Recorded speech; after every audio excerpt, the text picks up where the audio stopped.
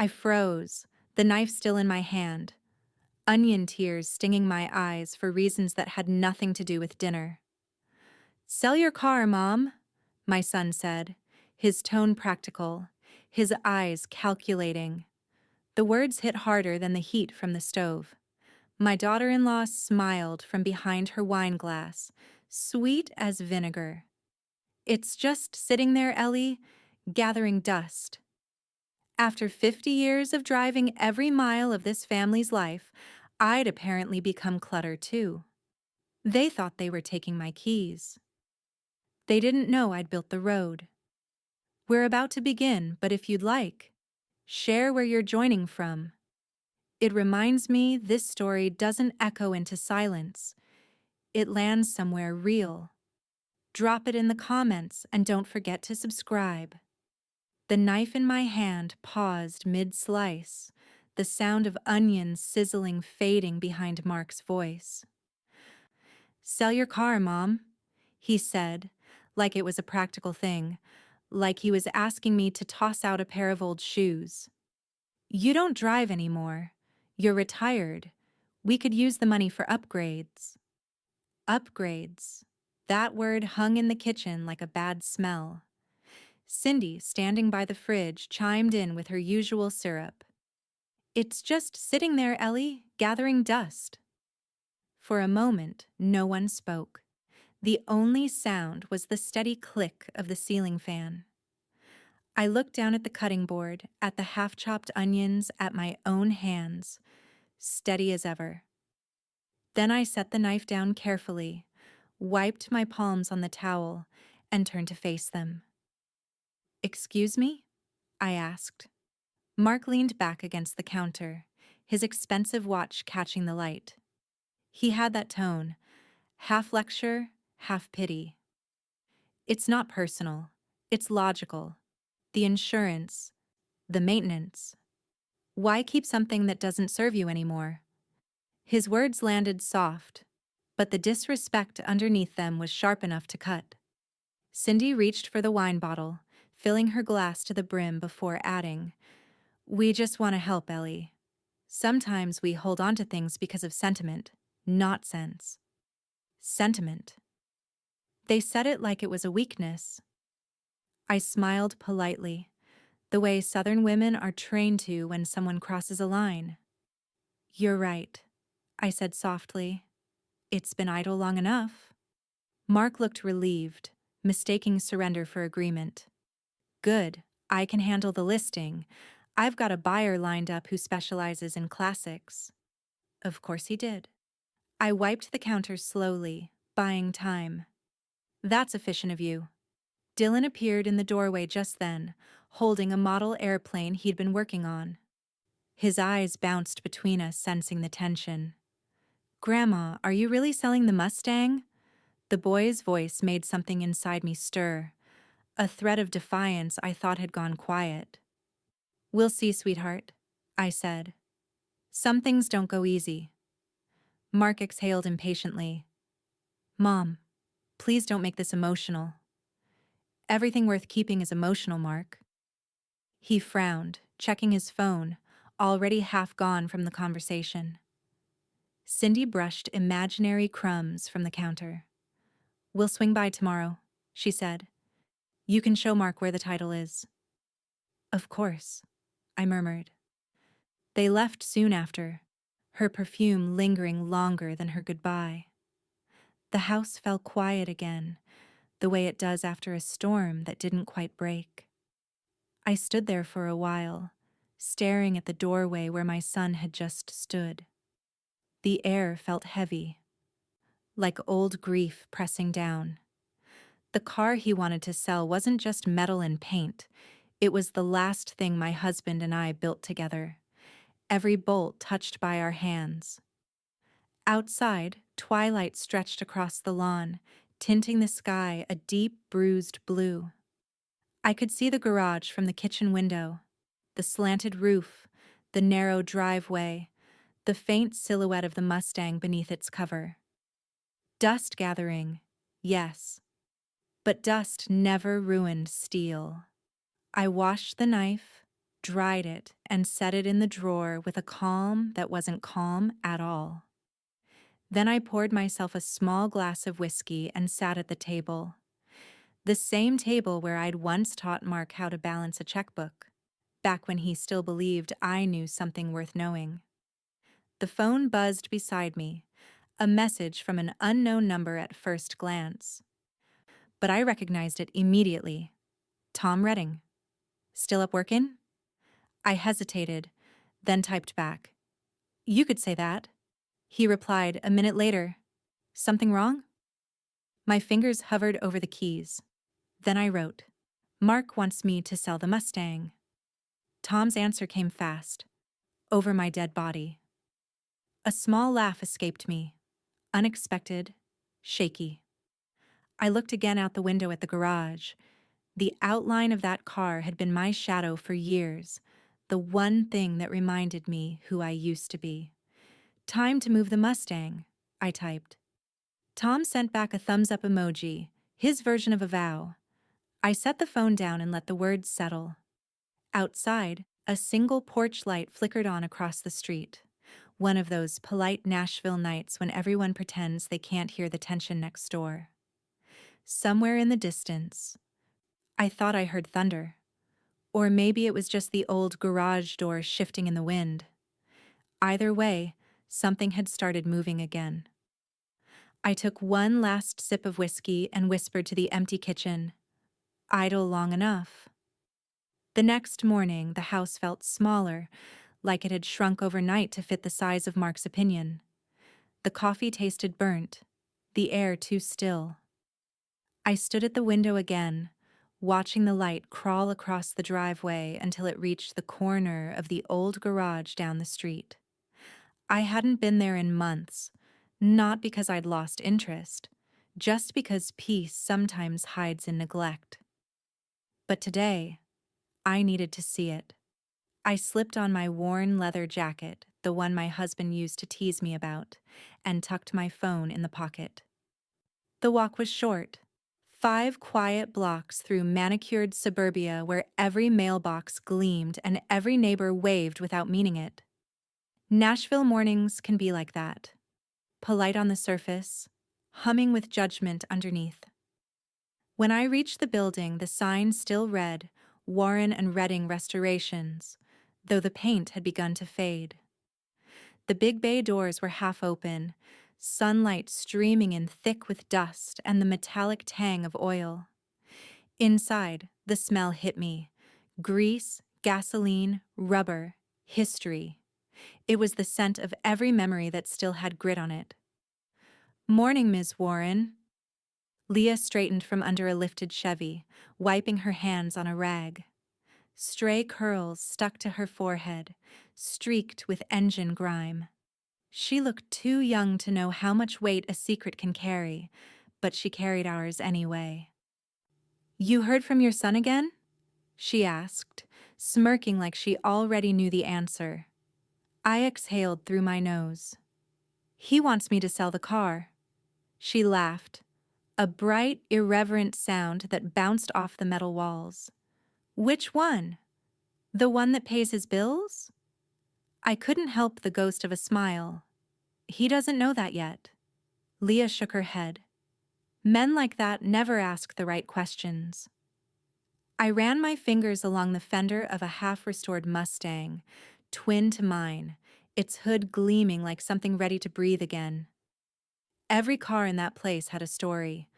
Ours just happened to be written in ownership papers Mark had never bothered to read. From the back room came the slow rhythm of footsteps, measured, familiar. Tom emerged, wiping his hands with a shop towel, glasses sliding down his nose. He looked the same as ever. Calm eyes, steady voice, a man who knew the difference between noise and power. Still planning to stay quiet? He asked. For now, I said, turning toward the light spilling across the floor. Lessons sink deeper when they echo. He studied me for a moment, nodding once. He'll come around eventually. Maybe, I said, or maybe he'll just hear the echo. Leah glanced between us, curiosity flickering but unspoken. She knew better than to ask what exactly we were hiding. Tom motioned toward the back office. I kept the latest reports for you. Business is solid. 2 new contracts in Atlanta, 1 in Memphis. You'll like the numbers? I followed him in. The small office smelled faintly of coffee and engine polish, the walls lined with photos, cars we'd rebuilt, lives we'd quietly touched. One frame caught my eye. My husband standing between Tom and me the day we opened this place. He'd been the dreamer. I was the one who made the math work. Tom set a folder on the desk. You sure you're ready to stir the waters? Once this starts? It's already started, I said. He just doesn't know it yet. He gave me that half smile of his, the one that always meant, be careful. You could still tell him, Ellie. Show him the truth before it becomes a weapon. I shook my head. No. He needs to find it himself. It's the only way he'll learn what real value looks like. Through the open doorway, I could see Leah tuning an engine, humming quietly, grease on her cheek like a badge. The sound of the wrench turning echoed like a metronome, steady, patient, inevitable. Do you ever regret keeping it from him? Tom asked. I looked at the framed photo again. Regret and patience look the same from a distance. Outside, a horn blared somewhere down the street, startling a flock of birds from the telephone line. I watched them scatter, then gather again, like pieces finding their rhythm after being shaken apart. Tom leaned against the door frame. He'll push harder once he senses resistance. I expect he will. I reached for my phone, thumb hovering over the last message I'd sent him the night before. Time to move the Mustang. The words glowed on the screen, steady and waiting. I slipped the phone back into my pocket. Leah's voice drifted from the garage. Hey, Miss Warren, want to see something? I stepped out to find her standing beside a freshly painted hood, its surface gleaming mirror bright. My reflection stared back. Older, sharper, unflinching. Beautiful, I said. She grinned. Every rebuild starts ugly. I ran a fingertip along the polished metal. Then we're right on schedule. For a heartbeat, the 3 of us stood there. The young, the steady, and the silent. All bound by what we hadn't yet said. A gust of wind rattled the open doors. Papers fluttered off the desk behind me, one catching my eye as it slid to the floor. A property deed with my name on it. Right beneath it, Tom's signature. I bent to pick it up, heart steady, mind already miles ahead. Leave it, Tom said quietly. We'll file it later. But I tucked it into my jacket anyway. Some lessons, I murmured. Need a bit of theater. Outside, the clouds rolled low and gray over Nashville. The smell of rain mixed with motor oil, a storm building on top of steel. By the time Mark's text came, dinner tomorrow, 6 sharp. Don't cook anything weird. I was already expecting it. He never let a subject die quietly. Control was his favorite flavor of concern. I dressed the next evening with deliberate calm. A pressed linen blouse, hair pinned neatly, the same understated pearls I'd worn to his high school graduation. Not armor, just memory. When I pulled into his circular driveway, the house looked like a magazine spread. Glass, chrome, and self-importance, lit in the kind of warm white that pretends to be welcoming. Cindy opened the door before I could knock. Ellie, you made it. Her smile had edges. The scent of rosemary and lemon filled the air, expensive restraint disguised as home cooking. Wouldn't miss it, I said, stepping inside. Mark was already at the dining table, laptop open beside his plate, scrolling through something he clearly wanted me to notice. He didn't stand. Hey, Mom, sit down. We wanted to talk. I poured myself a modest glass of wine before answering. Do I need an agenda for this meeting? Cindy's laugh came too quickly. He just worries. That's all? Mark closed the laptop with a sigh that sounded rehearsed. You're not managing finances well. The utilities are high, property taxes up, and you're sitting on assets that don't do anything for you. Assets. There it was again. The language of ownership, not family. I swirled the wine, watching the thin legs crawl down the glass. You keep a close eye on my bills, do you? I'm trying to help. His jaw tightened. You've never been great with money, Mom. Dad handled most of that. Cindy reached for her water glass. It's just hard watching you struggle, she said sweetly. I took a slow sip of wine, the taste dry and clean. Yes, I said. Must be. For a second, silence hung like static. Then Dylan bounded in from the living room, socks sliding on the hardwood. Grandma, I built another model car. Want to see? After dinner, Mark said, tone sharp. Dylan's shoulders drooped, but he plopped into the chair beside me anyway, whispering, It's a Mustang, like yours. Cindy shot him a warning look. Mark sighed loudly, stabbing at his roast chicken. That rust bucket is worth scrap metal, Dylan. Your grandma's holding on to it out of nostalgia. I set my fork down, letting the pause breathe just long enough for discomfort to bloom. Then I smiled faintly. You'd be surprised what some things are worth. He glanced up, irritated. What's that supposed to mean? Only that people often misjudge value when they measure it in dollars. He rolled his eyes. Mom, this isn't about philosophy, it's about practicality. You're alone in that big house, paying for upkeep on things you don't use. You could simplify, sell the car, maybe even the house, move closer to us. Closer to you, I repeated, tasting the phrasing. Or under your supervision? He leaned back, exasperated. You always make it sound like control, it's care. Those words are cousins, I said. Cindy's smile faltered. She tried to redirect. Let's not argue. Ellie, would you like more potatoes? No, thank you, I said. I've had my fill. Across the table, Dylan whispered, Grandma, can I help fix your car someday? His father scowled. You're not touching that thing. It's unsafe. Dylan looked down. I reached over and rested my hand on his. We'll see, I said softly. Some lessons are worth learning hands-on. Mark pushed his chair back, scraping the floor. You're impossible. Only when I'm underestimated.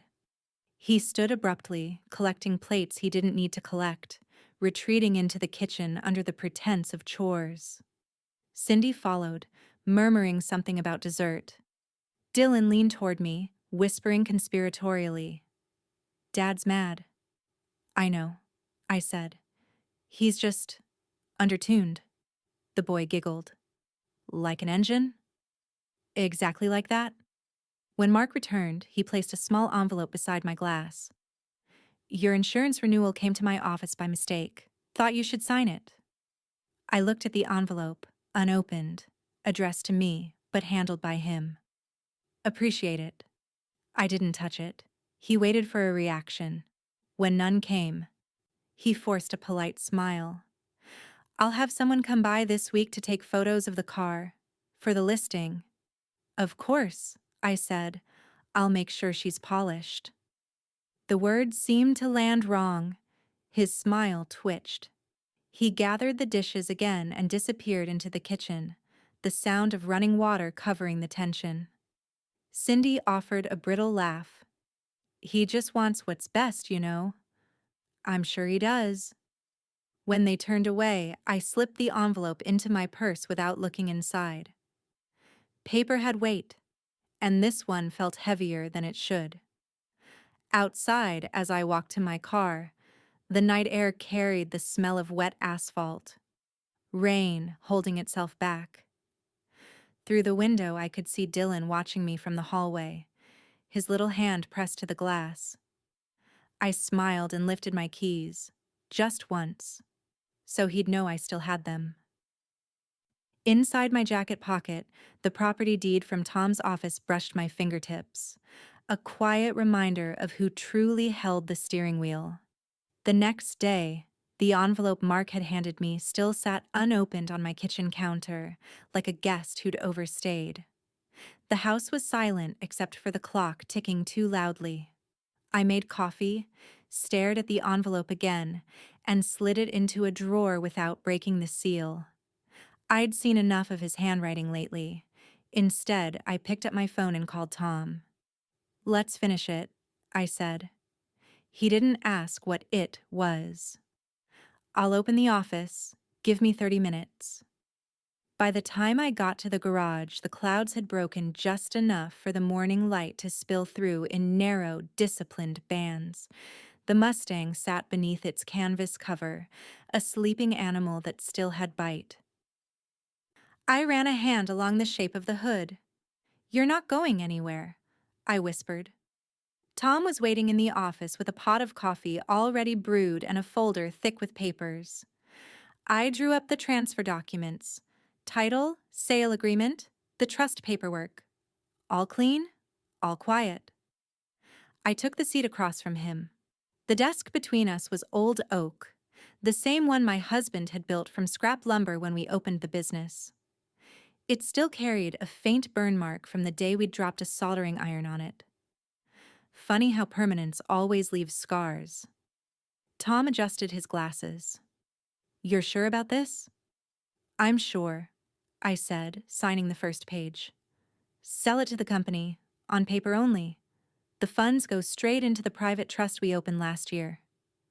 He watched me sign, his expression unreadable. "You know, Ellie, most people your age worry about running out of money. You're sitting on a small empire and still playing chess like someone with nothing left to lose." I smiled faintly. "Maybe because the board isn't about money." He nodded. "You're officially liquid, partner," he said when I signed the last line. "Keep the Mustang in storage," I told him. "Don't touch it. Not a scratch. Not a polish." "Understood." I leaned back in the chair, feeling the kind of stillness that comes after a decision too long delayed. Tom closed the folder, laced his fingers. "What do you want me to tell him when he starts sniffing around?" "That the car is gone," I said, "and that I finally took his advice." He chuckled. "That'll sting." "It should," I replied. "Otherwise, he won't learn a damn thing." Outside, Leah was sweeping the shop floor, earbuds dangling. She looked up as I stepped out. "Hey, boss. You look like you just buried treasure." "In a way," I said. She grinned. "So, the Mustang's safe?" "Safer than most people I know." She leaned the broom against the wall, wiping her hands on her coveralls. "You know, Tom's been walking around here like a man holding state secrets." "He is," I said. Leah tilted her head. "You're planning something." I paused, watching the dust motes swirl in a shaft of sunlight, gold flecks suspended in the air like a truth not yet spoken. "Not planning," I said finally. "Balancing." She studied me for a second, recognizing the tone adults use when something big is already in motion. "Should I be scared for someone?" "No," I said, "but someone should be." Her laughter followed me out the door, light but edged. Back home, I pulled out my husband's old briefcase from the closet, the one that still smelled faintly of engine oil and tobacco, and spread the documents across the kitchen table. The title transfer, the trust certification, my will. Every line a quiet rebellion written in legal ink. I opened a fresh envelope and began rewriting the will by hand, slow and deliberate. The house, the trust, the shares, all reorganized with surgical precision. When it was done, I sealed it with a calm that felt too even, almost detached. As I tucked the new envelope into the safe, I caught my reflection in the glass of the old curio cabinet. For the first time in months, I looked like myself. Not someone's mother, not someone's charity project. Just Ellie Warren, builder of engines, breaker of assumptions. The phone buzzed. A message from Mark. Need to swing by this weekend. We'll get those car photos done. I smiled at the irony. The car he thought he owned, the life he thought he was rearranging, both already miles beyond his reach. I typed a reply. Sure, I'll have everything ready. Then I slid my phone face down and turned off the light. In the darkness, the faint tick of the clock sounded almost like a heartbeat. Steady, patient, waiting for the echo to return. 2 mornings later, the rain finally broke. It came down in thin, deliberate sheets that slicked the streets and polished the world to an unnatural shine. I watched from the kitchen window, coffee cooling in my hand, until my phone buzzed. Tom, need you at the office? You'll want to see this? I didn't bother asking what this was. Tom never sent messages like that unless something important had shifted under the hood. By the time I reached the garage, the storm had dwindled to a drizzle. The air inside carried that familiar perfume, warm oil, cold steel, and the faint tang of rain-soaked dust. Leah was crouched beside an engine block, her hands moving like a pianist's. "Morning, Miss Warren," she said, glancing up. "You look lighter today." "Maybe I am," I said, though I wasn't sure yet if it was relief or the calm before another shift.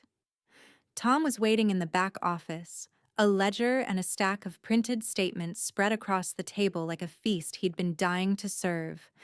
He didn't look up when I entered, just tapped one of the papers with his pen. "Sit. I think you'll enjoy the math this time." I took the seat opposite him.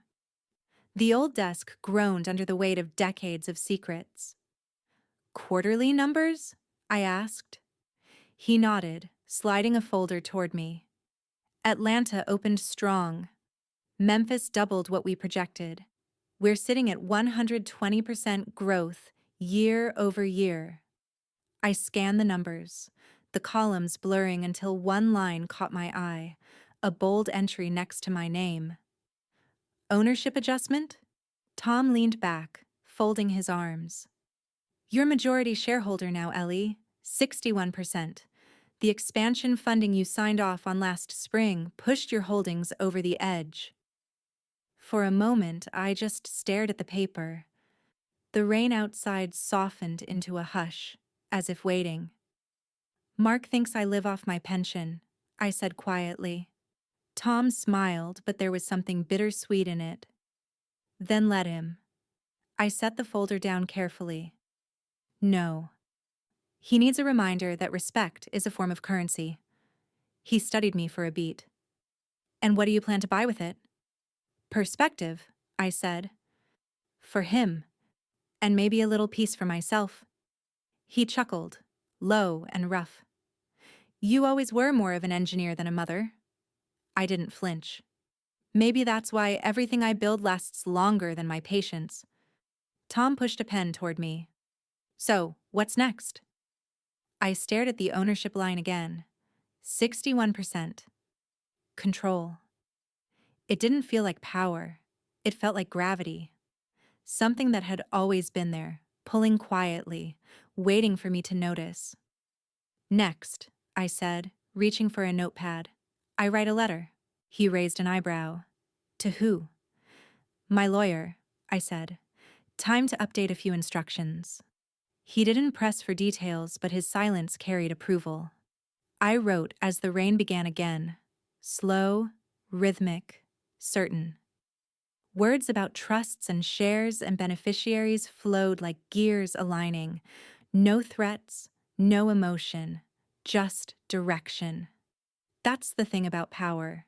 It only speaks clearly when you whisper. When I finished, I sealed the envelope and slid it across the table. Deliver it for me. No copies. Tom nodded once. You sure you want to make this permanent? It already is, I said. I'm just making it legal. Leah appeared at the doorway, wiping her hands on a rag. Tom said you were working magic back here. I turned in my chair, and for the first time in weeks, I felt something lift inside me. A quiet, steady hum. Not magic, I said. Just mechanics. She grinned. Well, you're smiling again. That's new. I tapped the sealed envelope with my finger. Because I just remembered what power feels like. Leah tilted her head. Dangerous thing to remember. Only if you misuse it, I said, standing. And I've spent a lifetime watching men misuse it. The sound of rain deepened, a hard percussion against the metal roof. It made the whole building tremble slightly, like the moment before an engine fires. Tom gathered the papers, sliding them into the drawer. He'll come after you when he figures this out.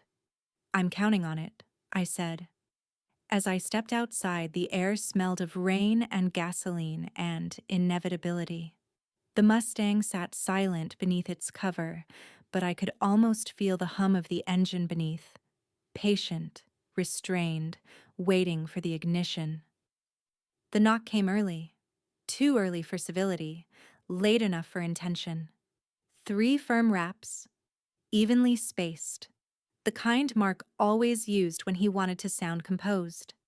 I opened the door and found him on the porch, a paper cup of drive-through coffee in one hand and self-righteousness in the other. Cindy stood behind him, tight-lipped, holding a folder. The air still smelled of wet asphalt from the morning rain. Morning, I said. You look like a committee. He gave a practiced smile. Can we come in? I stepped aside. It's your mother's house, not a courtroom. They walked in without waiting for the invitation to finish. Cindy's eyes scanned the living room like she was taking inventory. What could be sold? What should be corrected? Mark set his coffee on the table and cleared his throat. Mom, we're worried you're making emotional choices. I folded my arms. Oh? He exchanged a glance with Cindy, the kind that said, stay calm, stick to the plan. Selling the Mustang was the right thing, but it feels impulsive. You didn't even tell us until after the fact. You mean logical choices? I asked. Exactly, he said quickly. You can't drive safely anymore, and that car was a liability. I just wish you'd consulted us first. Cindy added softly, we're only trying to help, Ellie. You've been distant. I took my time crossing to the kitchen counter, poured myself coffee, then turned back to them. Distant happens when people mistake control for care. Mom, please, Mark said, tone flattening into lecture. I'm being serious. This isn't about control. It's about making sure you're okay. You've always been proud, but pride doesn't pay for repairs or medical bills. I sipped. Medical bills? You fell last winter. The neighbors said you were limping. I tripped on a sidewalk crack, I said. Gravity, not tragedy. Cindy smiled thinly. Still, we think it's time you simplify. Maybe move closer to us, or at least sell the rest of what I own, I interrupted. Mark exhaled hard. This is exactly what I mean. You get defensive every time someone tries to help. We're just asking you to be reasonable. Reasonable. The word dripped from his mouth like authority disguised as affection. I looked at him. My son, my mirror tilted at the wrong angle. Somewhere beneath that impatience was the boy who once waited by my workbench, holding a wrench too big for his hand. I missed him more than I missed my youth. You're right, I said finally. He blinked. I am? I set my cup down, the ceramic tapping once against the counter. I can't drive safely, I'm retired. You've made excellent points. Cindy's shoulders relaxed. Mark straightened, victory already flickering behind his eyes. So you'll let me handle the sale of the other car? He asked carefully. I'll do one better. I opened the drawer by the door, pulled out a small silver key ring, and placed it in his palm. Here. He looked down. What's this? Keys, I said. You said I shouldn't be driving. Maybe you should take over. Cindy leaned closer. To the Mustang? To a car, I replied evenly. It's parked behind the garage. Mark's brows lifted. I didn't know you had another one. You never ask the right questions, I said. He pocketed the keys, still confused. Well, thank you, I guess. We'll take care of it. I smiled thinly. Good. Consider it a test drive. Of what? Humility, I said.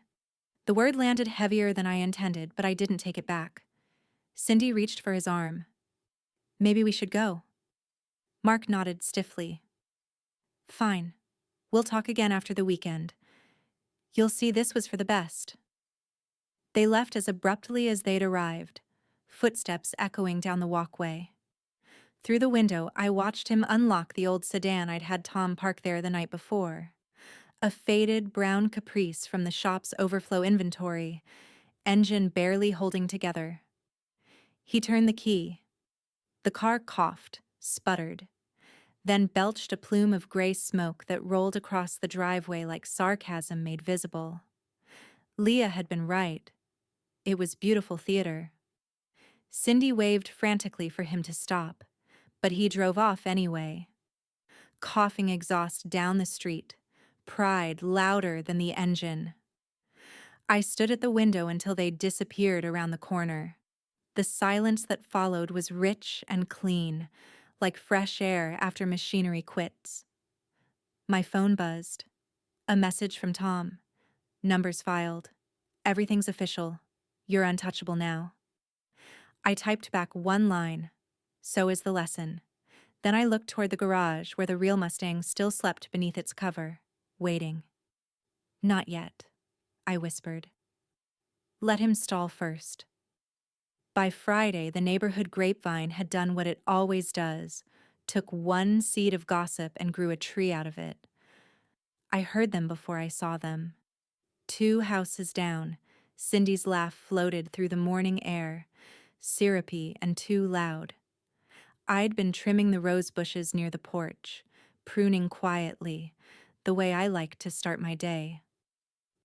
She finally gave up that old thing, Cindy said, voice bright enough to carry. It was sad, really, clinging to the past like that. Mark convinced her to let it go.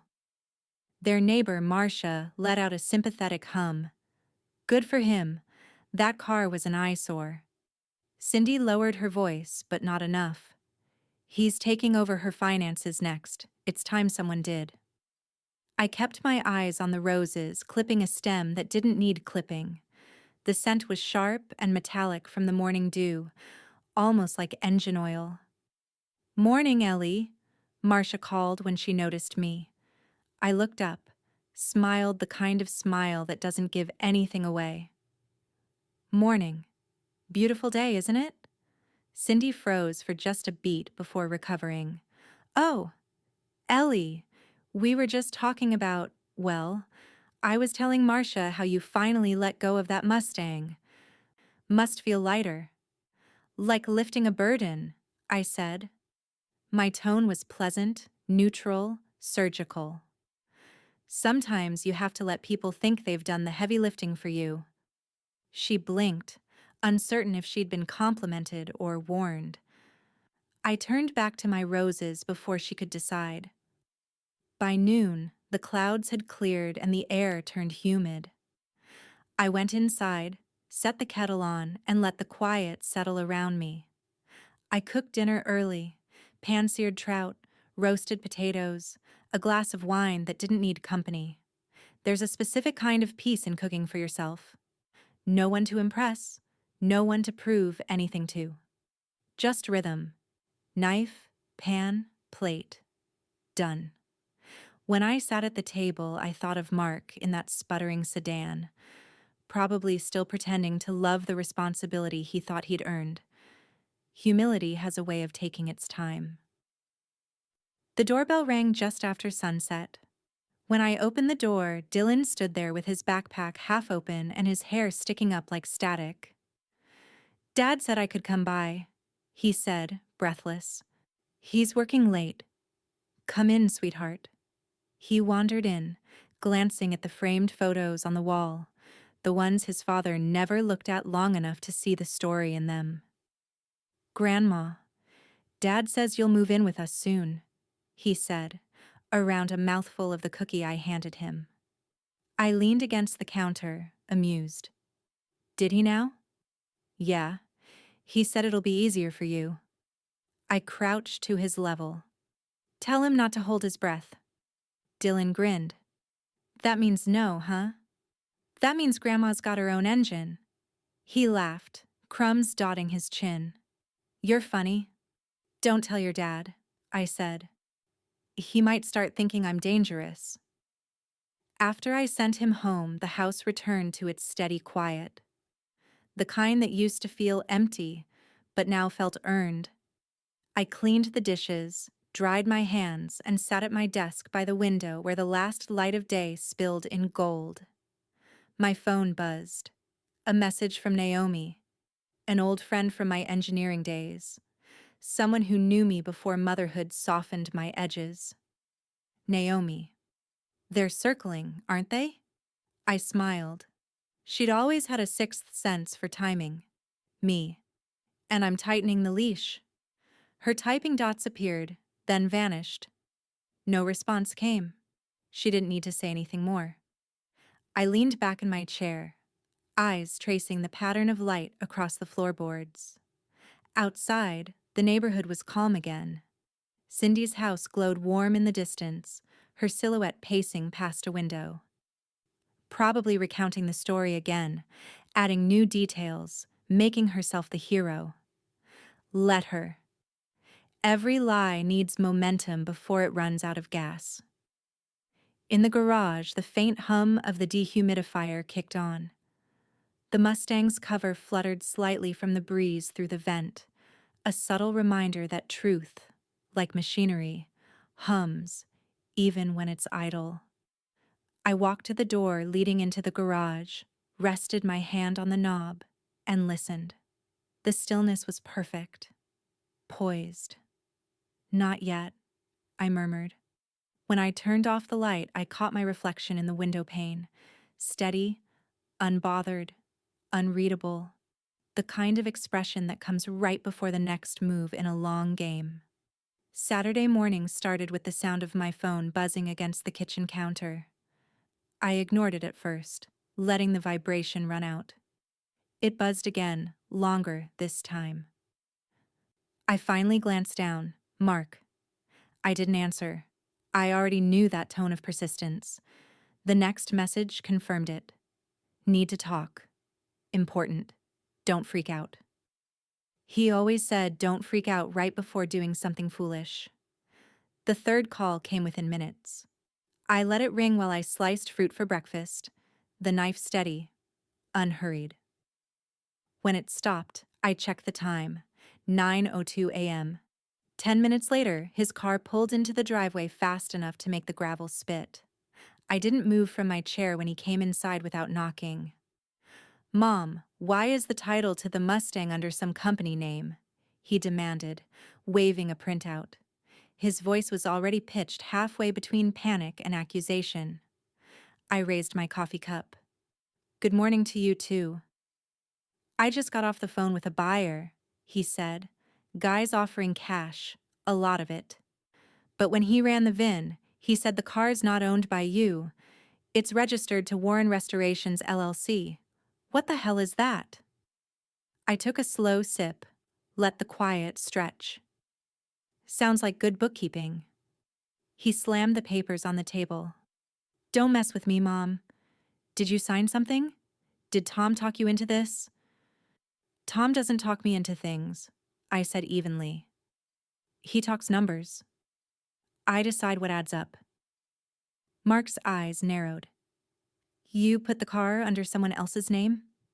No, I said, setting my cup down with deliberate calm. Under mine, the version of me that can do math. For a moment, he just stared, his jaw flexing. The color rose in his neck. You hid it. You actually hid it from your own son. Not hid, I said. Protected. There's a difference. He let out a short, incredulous laugh. Protected from me? From greed, I said softly. And confusion. You keep mixing them up. That stopped him cold for half a second. Then came the explosion. You've lost it. You're letting that old man manipulate you. Tom's not manipulating me, I interrupted. He's my business partner, my friend, and your late father's choice of successor, if you recall. Mark stepped closer, voice lowering. You don't know what you're doing. You can't handle this level of paperwork or finances. Mark. I stood, not raising my tone, just standing tall enough to close the distance. You're trying to sell something that doesn't belong to you. That's not oversight. That's theft. He froze, startled by the word. To theft? Yes, I said quietly, but I'll give you the benefit of the doubt and call it ignorance for now. His face hardened, a flicker of his father's stubbornness flashing through. You want to play businesswoman? Fine. But when this blows up, don't come crying to me. I smiled. Oh, sweetheart, you'll be the one doing the crying. He snatched the papers, spun on his heel, and stormed out. The front door banged so hard the window panes rattled. Through the window, I watched him stalk to his car, thumb flying over his phone. Probably calling someone else, his lawyer, or maybe Cindy, to spin the story before the truth caught up. I let him go. The air in the kitchen steadied again, filled only by the tick of the wall clock. A minute later, my phone buzzed with a different name. Tom. Guess who just tried to list a car that isn't his? He said when I answered, his voice equal parts amused and exasperated. I smiled. He found out? Oh, he found out, Tom said. And now he's calling every contact in town, trying to confirm the ownership records. You've got him chasing his tail. I walked to the window, looking out over the lawn. Let him run a little, he needs the exercise. Tom chuckled. You sure you want to poke the hornet's nest this early? Sometimes, I said, you have to let them sting themselves first. Fair enough, he replied. But brace yourself, he's about to find out who his landlord is. I paused. Landlord? New commercial lease for his firm, Tom said. Guess whose company name is on the property deed?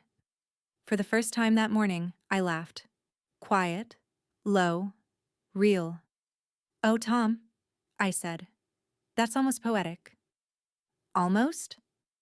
I watched Mark's car tear out of the driveway, dust rising behind him. We'll make it perfect soon. After I hung up, I leaned against the counter. The old house humming softly around me. Outside, the air smelled faintly of gasoline, sharp, clean, honest. The kind of smell that tells you something's burning, but not yet ruined. I took one last sip of coffee, still warm, and whispered toward the garage. Patience, girl. He's about to learn what horsepower really means. By the time I saw Mark again, 2 weeks had passed. Long enough for him to calm down, not long enough for him to think clearly. He called first, too politely, which was always a bad sign. Mom, he said, using that softened voice people use before they step on your foot. We're expanding the firm. Big opportunity. Might even help both of us. Both of us. That phrase made me smile. He invited me to meet him downtown, some polished office building where ambition had its own perfume. Cindy was already there when I arrived, flipping through glossy brochures like she owned the place. A young real estate agent greeted me with a handshake too eager for comfort. "Mrs. Warren, pleasure to meet you," he said. "Your son tells me you're joining us for the closing." "Closing?" I repeated. Mark gestured toward the long conference table. "Yeah, we're finalizing the purchase this morning. Our firm's been leasing space for years. Finally found a property that fits. Thought you'd like to see where your son's hard work goes." His smugness filled the room like cologne. I took the chair at the far end, directly across from him. The lawyer, a slick man in a gray suit, began shuffling papers. "We've reviewed the purchase agreement. All looks standard. Just waiting for the seller's representative to sign before we proceed with funding transfer." Cindy beamed at me. "It's such a relief, Ellie. A real milestone for Mark. His name will finally be on something big." I smiled. "Yes, it will." The lawyer looked up from his notes. "One quick clarification before we continue. Warren Restorations, LLC. That's your company, correct?" Mark frowned. "Excuse me?" "The seller," the lawyer said, tapping the folder. "Warren Restorations, LLC. I assumed it was affiliated since it shares your surname?" Cindy blinked. "What does that mean?" Mark leaned forward, voice tightening. "It's probably a coincidence. Just another business with the same name." The lawyer cleared his throat. "It's not. I confirmed the ownership with the Secretary of State's office this morning. It's privately held. Majority owned by an Eleanor Warren." Silence folded over the table. I could feel Mark's gaze crawl toward me like heat. "Mom?" I set my purse on the table, folded my hands. "Yes, dear." He swallowed. You own this company?" "Half," I said. "Your father left it to me when he passed. I grew it quietly while you judged loudly." Cindy's mouth opened and closed twice before sound caught up. "You made us look stupid." I turned to her, my expression soft, calm, almost maternal. "No, sweetheart. You did that yourselves." Mark sat back slowly, color draining from his face. "You let me walk into this deal blind." "No," I said. "I let you walk into the truth." "There's a difference." The agent shifted awkwardly, glancing between us. "Should we postpone the signing?" I reached for the pen. "No need. Business is business." Mark's lawyer tried to interject, but I was already signing. Steady strokes, no hesitation. The name Eleanor M. Warren bled dark and final across the line marked seller. When I slid the document toward the lawyer, the silence that followed had a pulse. Mark exhaled sharply, disbelief morphing into something uglier. "You really think this is funny, don't you? Humiliating me in front of my team?" "Humiliation," I said, leaning forward, "is earned through arrogance, not inheritance." He pushed back from the table, knuckles whitening. "You've been playing puppet master." "I've been protecting my investments," I said, "including you." Cindy whispered, "This is insane." Then louder, "We've been telling everyone you sold that company years ago." I met her eyes. "Then you'll have some explaining to do, won't you?" The lawyer cleared his throat again. "If everyone's agreed to the sale terms, we can proceed with wire transfer." I stood, smoothing the front of my blazer. "You'll find my routing details are already on file. I keep things efficient." When I reached the door, Mark's voice followed, brittle and shaking. "You enjoy this, don't you?" I paused, hand on the handle. "No," I said. "But I am starting to remember why your father always told you to check your paperwork twice." Then I walked out. In the hallway, the sound of the city buzzed faintly. Traffic, laughter. the ordinary hum of people unaware that an entire balance of power had just shifted upstairs. My phone vibrated in my purse. A text from Tom. "He knows now. I take it?" I typed back. "He just signed the rent check." Then, for the first time in years, I laughed out loud, quietly but long enough to feel it in my chest. For 2 weeks after the meeting, Mark didn't call. Not a text. Not even a message through Cindy. The silence was heavier than anger. It had structure, like a wall being built brick by brick. At first, I told myself it was peace, but peace doesn't ache like that. At night, I caught myself checking the phone before bed, half expecting his name to light the screen. Nothing. Just the dull reflection of my own face. Older, sharper, too composed for comfort. The victory that had tasted so clean in that conference room now sat stale in my chest. Control, it turned out, had a flavor that didn't linger sweet. The house felt bigger somehow. Every sound stretched too long. The tick of the kitchen clock, the creak in the floorboards, the sigh of the air vents. Even the Mustang, quiet beneath its cover, seemed to be waiting for something to break the stillness. On the third Friday, Leah stopped by without calling first. She never did that unless she sensed something wrong. She walked in, wiping grease from her hands, smelling faintly of motor oil and mint gum. "Tom said you've been hiding out," she said, glancing around the tidy living room. "I'm retired," I said. "That's what retired people do. They hide out from nonsense." She arched a brow. "You miss him." I didn't answer right away.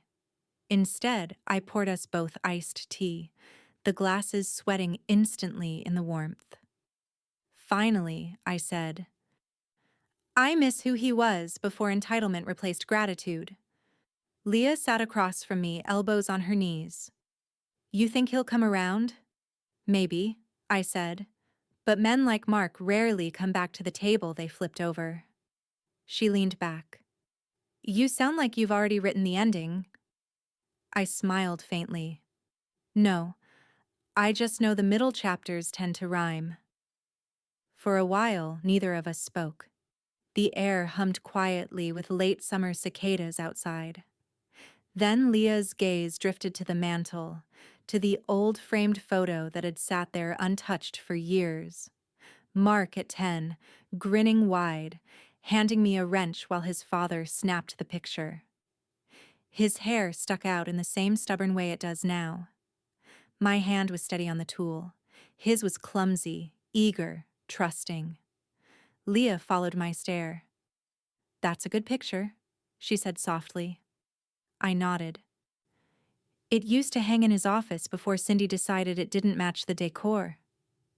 Her jaw tightened. "Then it's right where it belongs now." I walked closer to it, picking up the frame. My thumb traced the dusty glass. I taught him everything about precision. Measurements, torque, balance. I made sure he knew how to take things apart safely. Leah tilted her head. "And put them back together?" I let out a slow breath. Maybe I taught him too well how to take, and not enough how to give. The truth of it hit harder than I expected. Tears blurred the edges of the photo before I could stop them. I set it down quickly, blinking away the wet.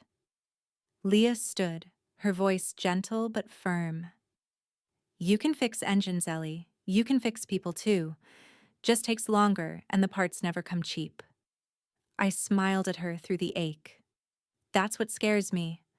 I've rebuilt engines that caught fire, rusted, been left for dead. And they still roared back to life. But people... I trailed off, shaking my head. People choose their own stalls.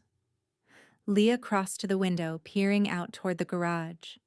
"He'll call," she said finally. "He's too much like you not to." When she left, the house sank back into its soft, loyal silence. I walked to the window she'd been standing at and looked out.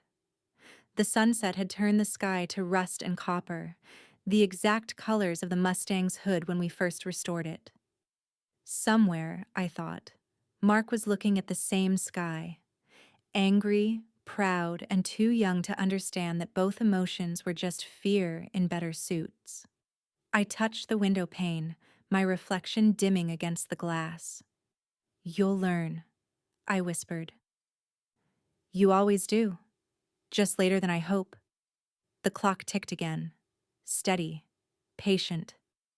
And in that rhythm, I heard the faintest echo of an engine turning over, distant, mechanical, familiar, as if the past itself had decided it wasn't done running. The first sign came through the newspaper, a headline buried below the fold. "Local development firm faces delays. Investor uncertainty looms."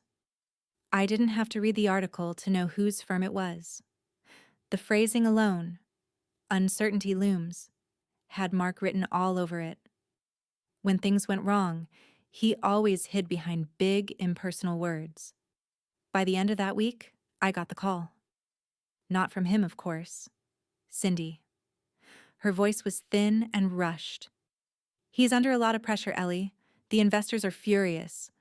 I think you should talk to him." "I'm not his priest," I said. "No," she whispered. "But you're the only one he still listens to when he's scared." That part I knew was true. 3 days later, he showed up. No warning this time, no bluster, no folder in hand. Just Mark, creased suit, tired eyes, pride bent but not yet broken. The look of a man who'd been fighting a fire with gasoline. He stood at the doorway for a long beat before speaking. "Mom." "Mark." "Can I come in?" I nodded. "Depends on what you're selling this time." He didn't rise to it, just walked in and sat at the kitchen table, the same chair he'd once used to do algebra homework and complain about fractions. "I need a loan," he said finally. There it was, plain, stripped of spin. I poured coffee, letting him twist in the silence a little longer. Then I sat across from him. "From the woman who doesn't need a car?" He stared at his hands. "Don't start. Mom, please." The word landed heavier than I expected. "Please." I leaned back. "How bad?" He sighed. "I overextended credit on the expansion. The new property's under lease, but the investors want out unless I show capital by next week." "So you need money?" "Yes." "And what do you offer in return?" His eyes flicked up, defensive. "I'll pay you back." "With what?" "Promises?" "With interest," he said quickly. "I just need time." I studied him, really studied him, the way his jaw clenched, the pulse in his temple, the crack in his confidence. He looked less like a businessman and more like that boy again, the one who'd once handed me a wrench and said, "I can fix it, Mom." I stood and crossed to the old filing cabinet near the pantry. From the bottom drawer, I pulled out a manila folder and a single sheet of paper. "What's that?" he asked. "Collateral," I said. "If I'm going to help you, I want something tangible." He frowned. "You don't trust me." "I do," I said. "I just don't trust desperation." He swallowed. "What is it?" I slid the paper across the table. "A transfer clause. Temporary assignment of your firm's equity shares to me until repayment. Standard security." He read it, eyes scanning faster than his pride could catch up. "You're serious?" "Always," I said. "You want me to sign away my company?" "Until you pay me back." "Then it's yours again." "Think of it as a lesson in accountability." He let out a bitter laugh. "You really are turning into Dad." "Your father would have never let you borrow without a contract either." He looked down at the document again. "This could ruin me if I can't repay you." I met his gaze. "Then maybe you'll finally understand what real risk feels like." He stared at the pen for a long time. The kitchen clock ticked once, twice, steady as breath. Then he picked it up, hand trembling slightly. "Mom?" he said softly, almost to himself. "I don't deserve this." "No," I said, "but you need it." He signed. When the pen hit the table, he exhaled like a man coming up from deep water. I took the paper, folded it once, and slid it back into the folder. "I'll wire the funds tomorrow," I said. He nodded, eyes glassy with shame he couldn't hide. "Thank you." "Don't thank me," I said. "Earn it." He stood to leave, shoulders slumped. At the door, he paused. "You really never stop teaching, do you?" "Not when the lesson's unfinished," I replied. When the door shut behind him, the house fell quiet again, but not empty this time. I went to the window, watching him walk to his car under the soft wash of the porch light. He looked smaller somehow, but lighter too. A man finally forced to face his own limits. I whispered to the dark glass, "Engines run better after you strip out the rust." Then I opened the folder again, looked at his signature beneath mine, and felt the weight of it. Legal, emotional, maternal. A victory that didn't feel like winning. Outside, thunder rolled somewhere far off. Not a storm yet. Just the sound of pressure building. Money moves faster than pride. The transfer cleared in less than 24 hours, but it took Mark nearly 3 weeks to call. By then, the headlines had quieted, the investors had stopped circling, and the air around his name wasn't quite as toxic. I knew Tom had something to do with that.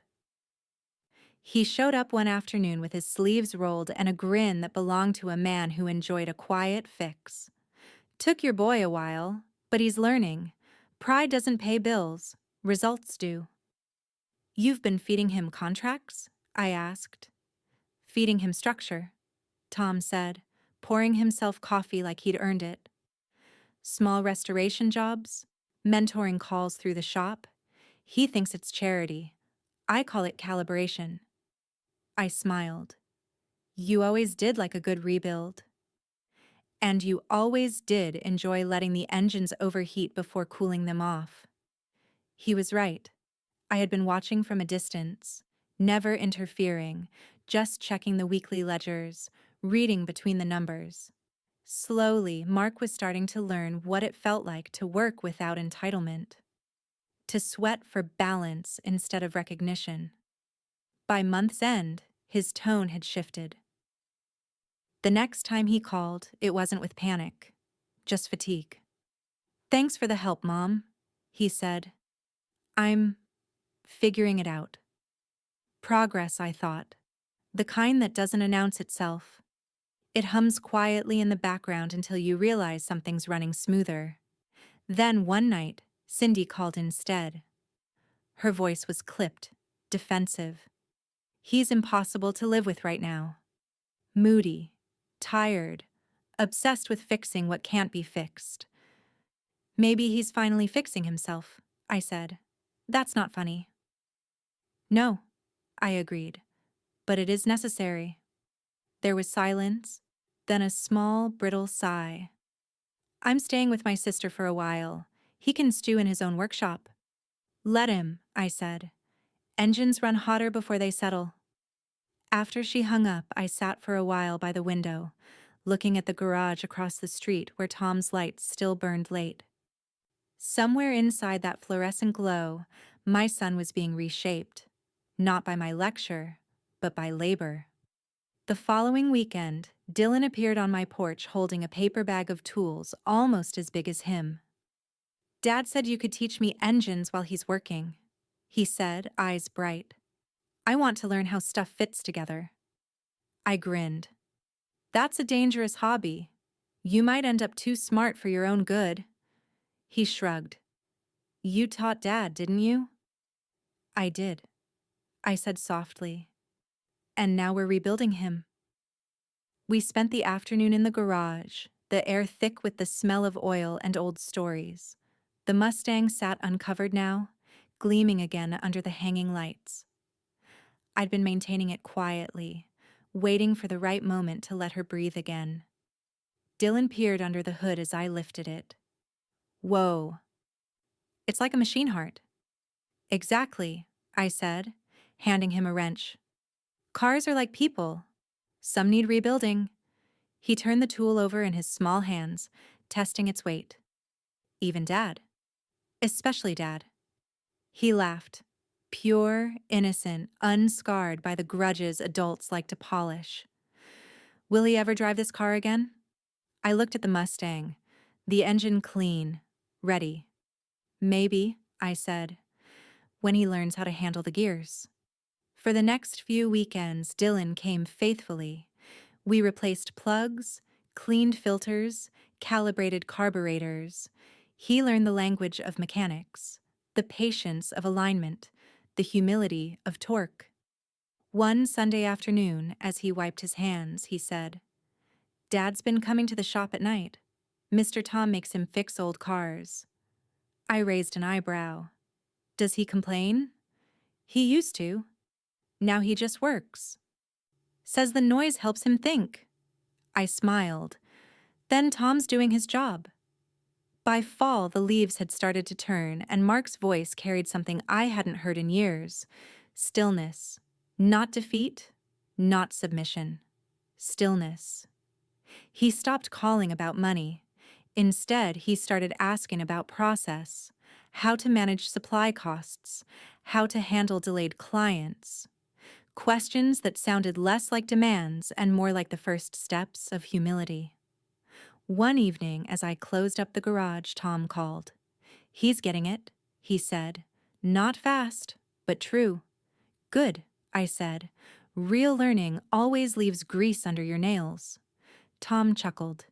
"You think he's ready to see the Mustang again?" "Not yet," I said, glancing at the polished hood catching the last of the sunset. "She deserves the right driver this time."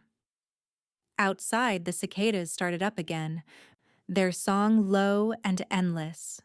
Dylan's laughter echoed faintly down the driveway, light as the sound of an engine just beginning to turn.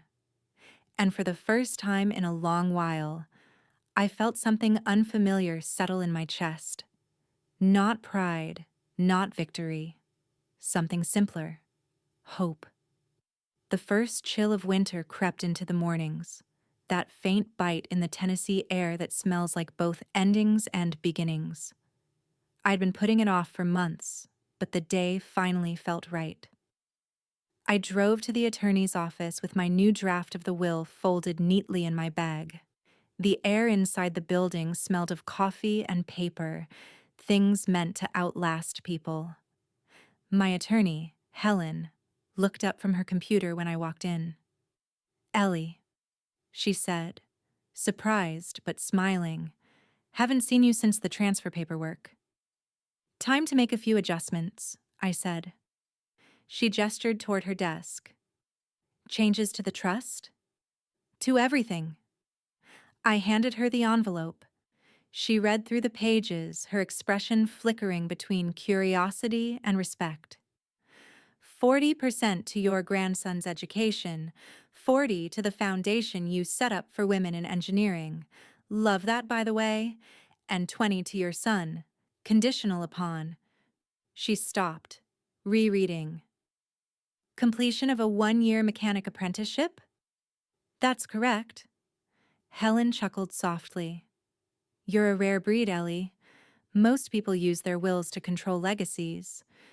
You're using yours to finish a lesson. I smiled faintly. Same difference. She signed the acknowledgement and slid it back for my signature. He'll hate this, you know. At first, I said. But the best lessons always start with resentment. When I left the office, the late afternoon light stretched long and gold over the parking lot. I stood for a moment, breathing in the cool air. It smelled like oil and wood smoke, the scent of both memory and purpose. 2 days later, Mark found out. He didn't call this time. He showed up. Again. That part of him, at least, was consistent. He came in without knocking, as usual, waving the document like it was a verdict. Are you out of your mind? I didn't look up from the stew simmering on the stove. Define out. He dropped the papers on the counter. You made my inheritance conditional on working in a garage? An apprenticeship, I corrected. Under Leah's supervision. She's a good teacher. He laughed, short and bitter. You're humiliating me, again. Humiliation isn't in the paperwork, I said calmly. Effort is.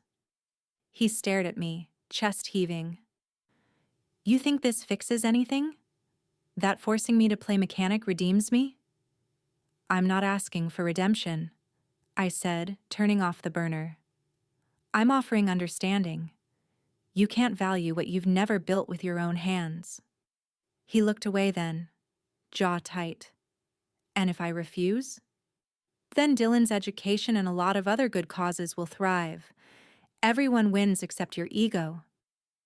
For a long moment, the only sound was the soft tick of cooling metal from the stove. Finally, he said quietly, You really don't give up, do you? No, I said. Not on engines, not on bloodlines either. He left without another word, the papers still on the counter. A week passed before I heard from Leah. She called late on a Wednesday evening, her voice bright, tired, full of grease and amusement.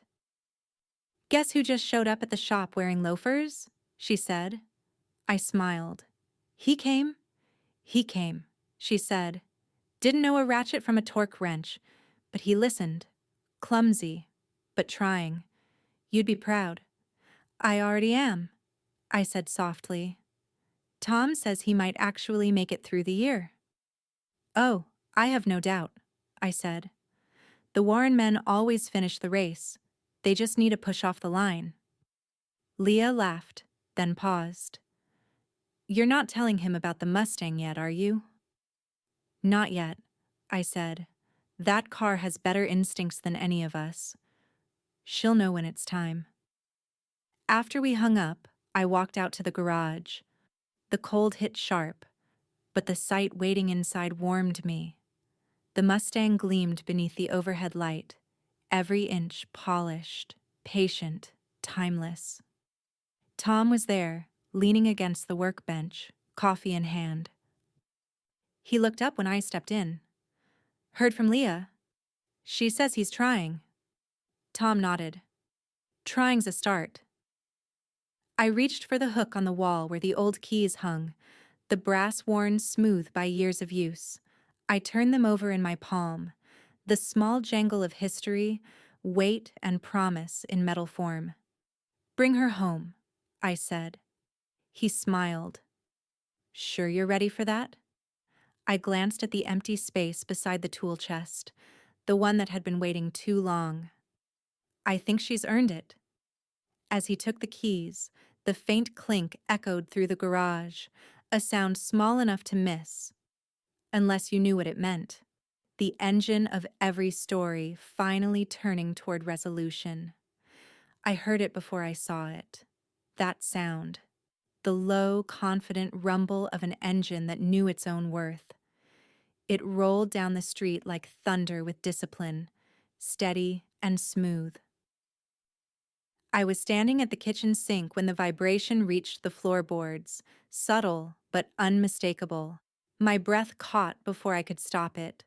I wiped my hands, stepped to the window, and there she was, the 1969 Mustang, my Mustang, turning slow into the driveway, sunlight dancing off her freshly polished hood.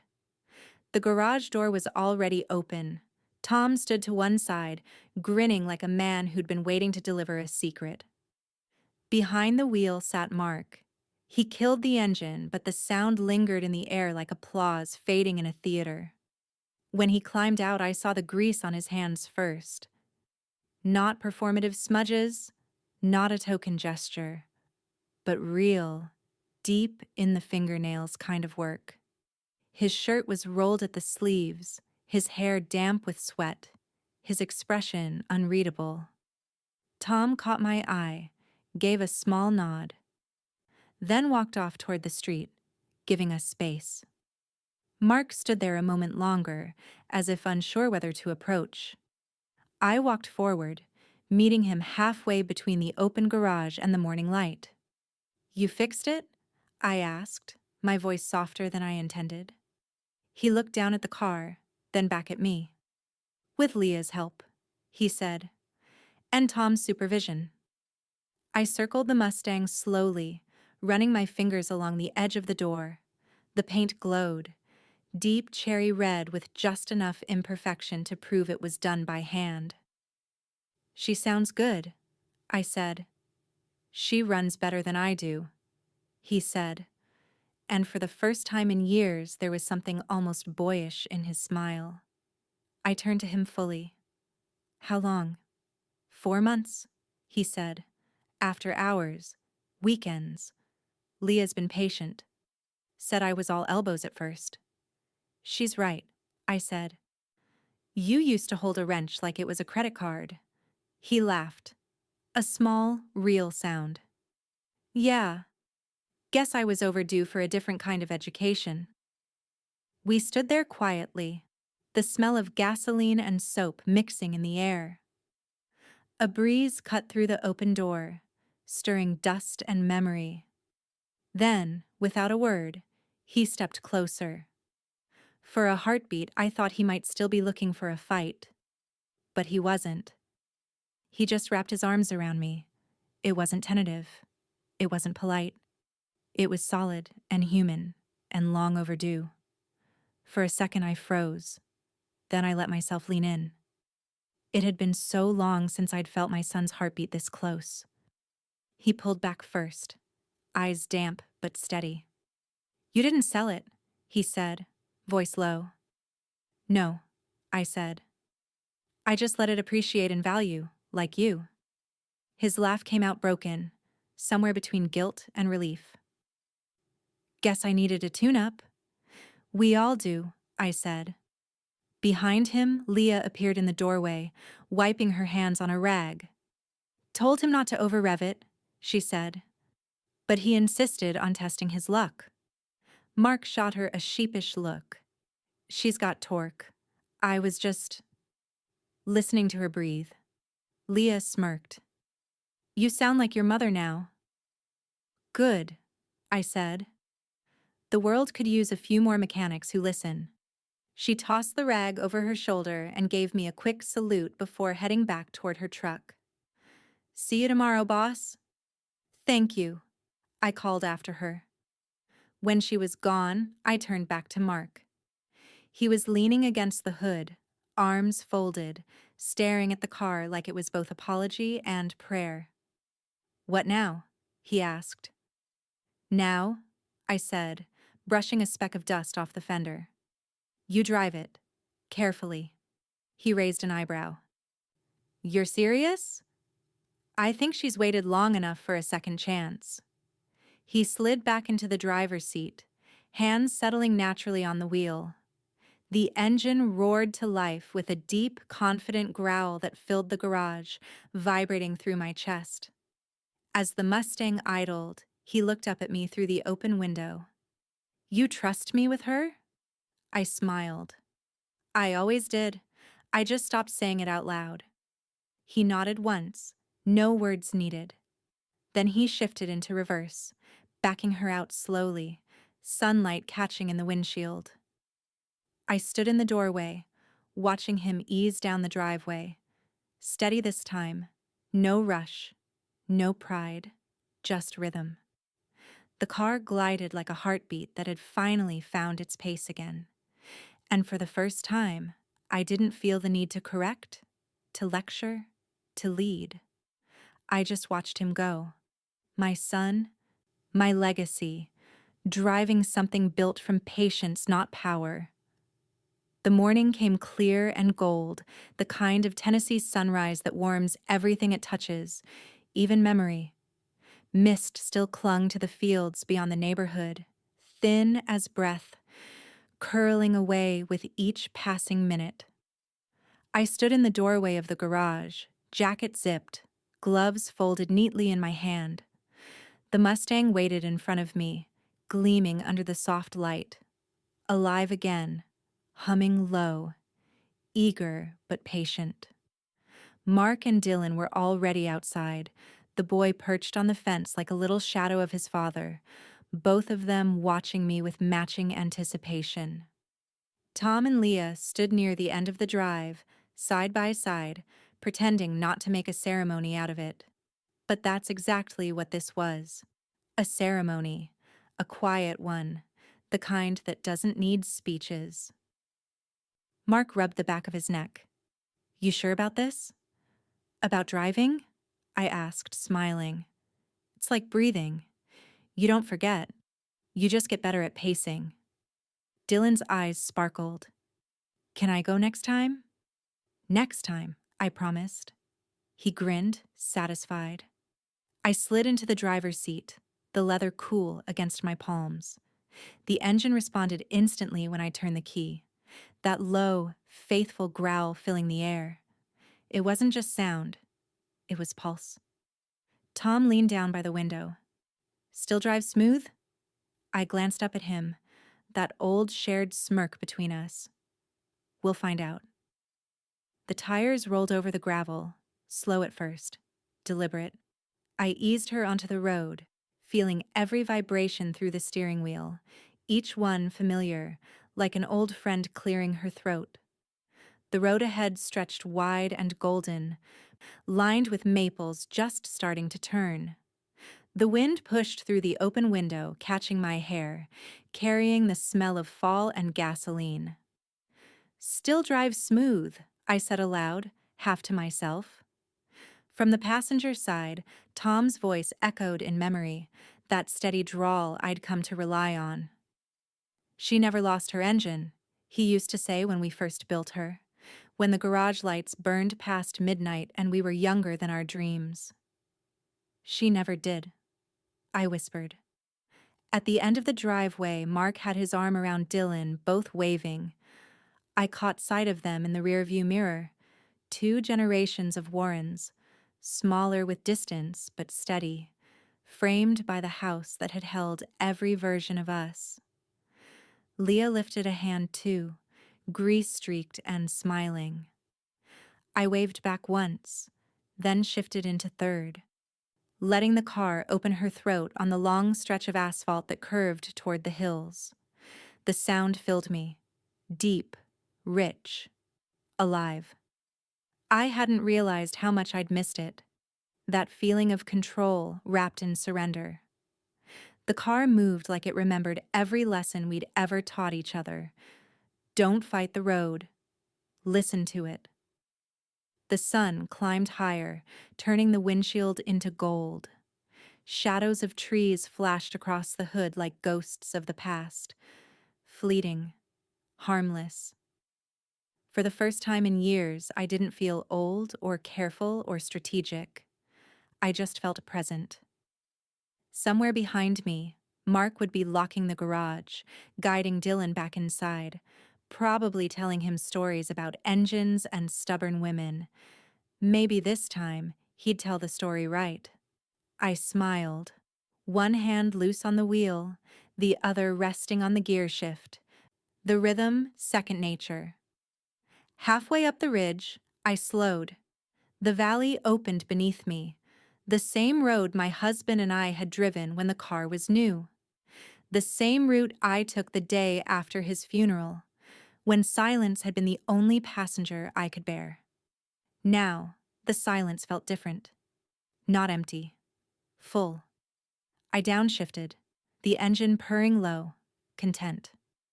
The mirror caught the morning light, and for a heartbeat my own reflection stared back. Steadier, older, but still burning with the same quiet fire that had built this life bolt by bolt. "Neither did I said softly. The Mustang carried me forward, the hum of her engine blending with the wind, the world opening wide ahead. And as the house disappeared behind the trees, I thought about that first morning in the kitchen. Knife paused mid-slice, Mark's voice telling me to sell my car. I smiled to the horizon, the road stretching endless and sunlit. He told me to sell my car, I murmured, the words carried off by the wind. He just never knew I built the road he drives on. The Mustang roared once, proud and free, and I drove straight into the sunrise, steady, fearless, unbroken.